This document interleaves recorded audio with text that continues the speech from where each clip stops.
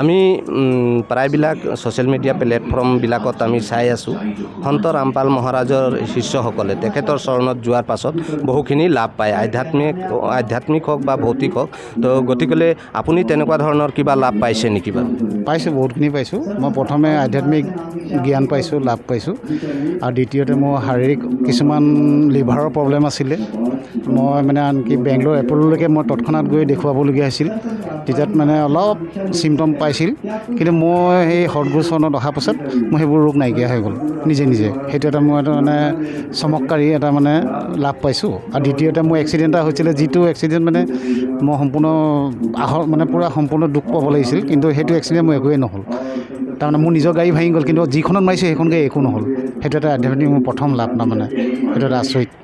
গতিকে আপুনি জনাইছে যে তেখেতৰ চৰণত অহাৰ পাছত আপুনি বহুখিনি লাভ পাইছে, কিন্তু এইখিনি কেনেকৈ সম্ভৱ হৈছে? এজন গুৰুৰ চৰণত যোৱাৰ পাছত আপোনালোকে তেওঁ কিবা যন্ত্ৰ মন্ত্ৰ দিয়ে নেকি যে আপোনালোকে এনেকুৱা ধৰণৰ লাভ পাইছে?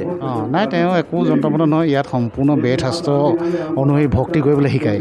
ইয়াত আমি যিখিনি বেদ শাস্ত্ৰ আমাৰ ভক্তি কৰিবলৈ কৈছে সেইখিনিৰ পৰা আমি সকলো লাভ পাওঁ।